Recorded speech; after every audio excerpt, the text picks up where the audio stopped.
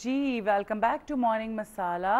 और इस सेगमेंट को शुरू करते हैं। मैंने आपको शुरू भी आगाज़ में बताया था प्रोग्राम के कि रमज़ान में जो है हमारी जो ट्रांसमिशन है उसमें हम रोज़ चैरिटी की जो ऑर्गेनाइजेशंस हैं और उनको जो लोग रन कर रहे हैं उनको बुलाएंगे और आपको दिखाएंगे कि चैरिटी पे क्या काम हो रहा है। जो प्राइवेट ऑर्गेनाइजेशंस हैं, इस सेगमेंट में भी हमारे साथ मेहमान मौजूद हैं, उनकी जानिब मैं आपको लिए चलूँगी, लेकिन उससे पहले मैं चाहूँगी कि आपके साथ कुछ हेल्थ टिप्स जो हैं वो शेयर करती जाऊँ। अच्छा जी, हेल्थ टिप्स ये हैं कि रमज़ान में पानी का इस्तेमाल जो है वो मैं पहले भी कहती रहती हूँ कि पानी का इस्तेमाल बहुत ज़रूरी है। मैं खुद तो बिल्कुल नहीं पीती हूँ, लेकिन आप लोगों से गुजारिश करूँगी कि पिएँ, बिकॉज जितने मसले मसाइल हैं ना कि जी स्किन ख़राब हो रही है, गुर्दों में दर्द हो रहा है और ये हो रहा है वो हो रहा है, वो ज़्यादातर मसले मसाइल पानी जो है वो ना पीने की वजह से है। पानी का इस्तेमाल बढ़ा दें। इतनी देर 15 घंटे का रोज़ा है और उसमें आप पानी ना पिएँ तो वो बड़ी ज़्यादती है। और पानी पीने से आपकी स्किन अच्छी होती है, गुर्दों के मसले मसाइल और दीगर और बहुत सी जो परेशानियाँ होती हैं, बीमारियाँ होती हैं, उनसे आपकी जान छूट सकती है। और ज़रा जो तली हुई चीज़ें होती हैं और जो बाज़ार की जो चीज़ें होती हैं उनसे भी परहेज़ करें, बिकॉज जो तेल को बार बार इस्तेमाल करते हैं, एक ही चीज़ बार बार उसमें तलते हैं, वो सेहत के लिए ठीक नहीं है। और हल्की फुल्की वॉक भी कीजिए। ये थी हेल्थ टिप्स। और अब आपकी मुलाकात करवाते हैं।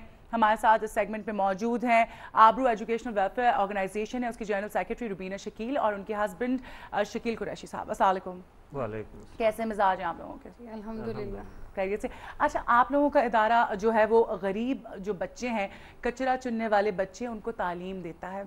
इंतहाई अब खूबसूरत बात है, बहुत अच्छी बात है कि आप लोग इतना ज़बरदस्त एफर्ट कर रहे हैं बच्चों को तालीम देने के लिए। और किसी भी तरक्की याफ्ता माशरे के लिए बहुत ज़रूरी है कि वहाँ के जो बच्चे हैं, यंगस्टर्स, उनको तालीम दी जाए। तालीम सबसे बहुत अहम रोल प्ले करती है।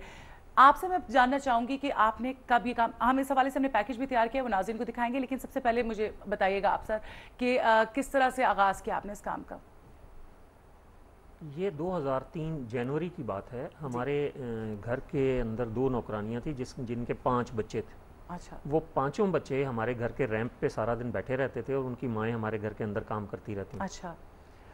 रुबीना को ये ख्याल आया कि इन बच्चों को अगर रैंप से उठा के पोर्च में बिठा दिया जाए तो एक तो ये मौसम की जो सख्ती है उससे बच जाएंगे। सही।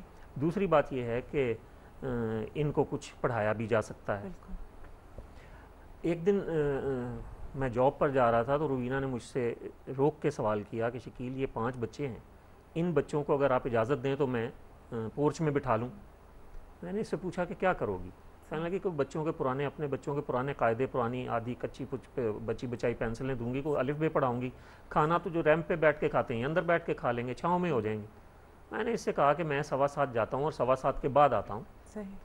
इस दौरान आप जो करना चाहती हैं कर लें।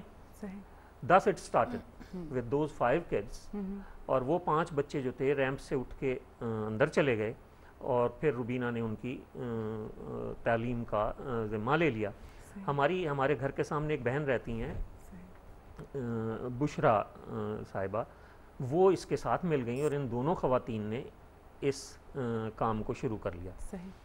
बाकी तफसील रुबीना से पूछ लीजिए। सही। मैं यही सोच के हैरान हो रही हूँ कि माशाल्लाह इतनी खूबसूरत सोच, ये जो ख्याल आया कैसे आया? क्या आपके अचानक से कि बैठे बैठे कि इनको तालीम दी जाए? अगर इस तरह सब सोचने लग जाए, अगर एक बच्चे की भी, गरीब बच्चे की जिम्मेदारी ले लें, तो मेरे ख्याल से हमारा तो माशरा बदल जाए। सबसे पहले आपका नाम अमरीन है? सोनिया जी। अच्छा जी, सोनिया जी, बात यह है कि ये अक्सर लोगों का सवाल मेरे साथ होता है कि ये ख्याल कैसे आ गया। सही। तो मैं हर दफ़ा ये बताती हूँ कि ये ख्याल बैठे बैठे नहीं आया। सही। ये ख्याल बहुत बचपन से साथ पल रहा था। जो मैं बड़ी हो रही थी उसी तरह वो ख्याल भी बड़ा हो रहा था।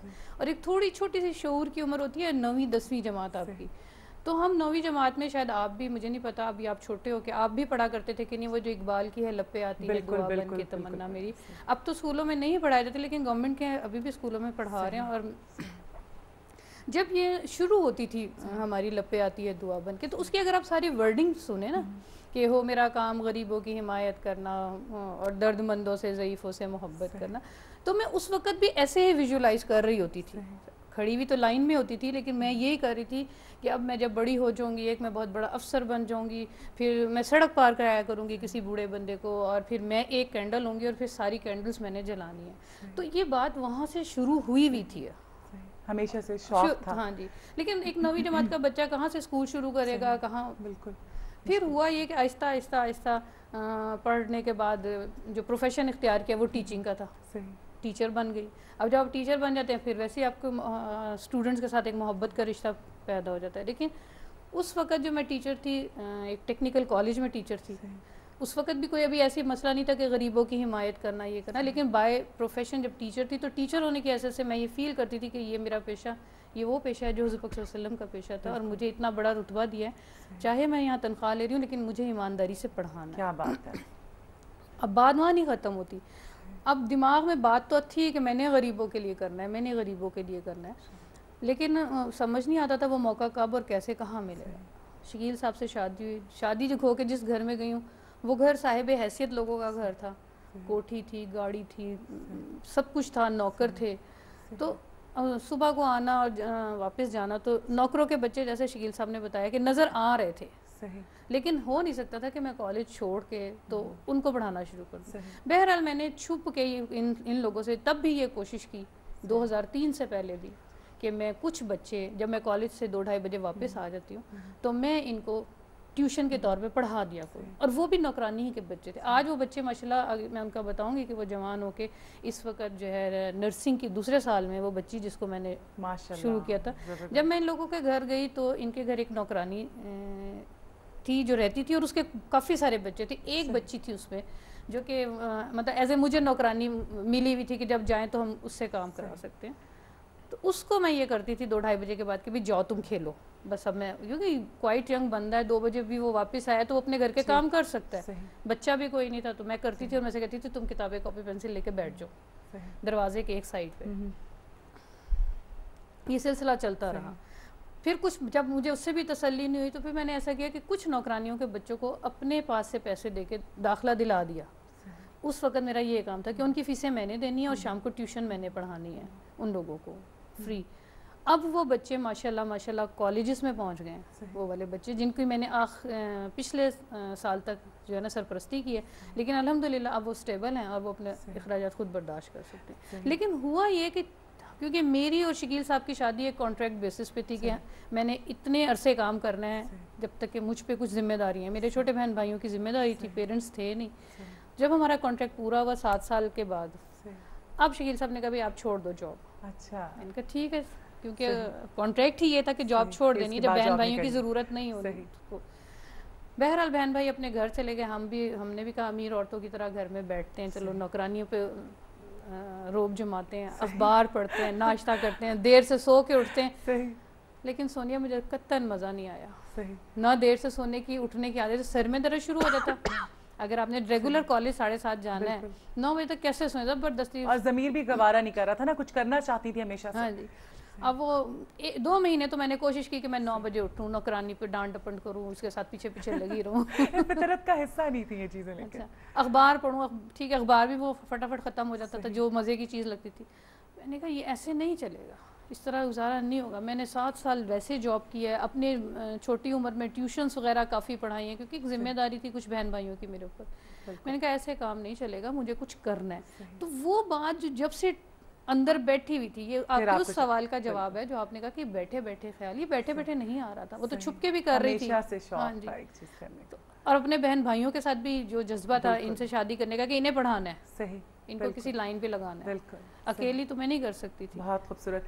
अच्छा, आबरू की बात हो रही है, आपके आबरू एजुकेशनल वेलफेयर जो ऑर्गेनाइजेशन है, इस हवाले से हम चाहेंगे कि नाजरीन को इनकी ऑर्गेनाइजेशन का जो हमने एक पैकेज तैयार किया है वो दिखाते हैं कि आखिर काम किस तरह से हो रहा है इस ऑर्गेनाइजेशन में। मुलाहिजा कीजिएगा।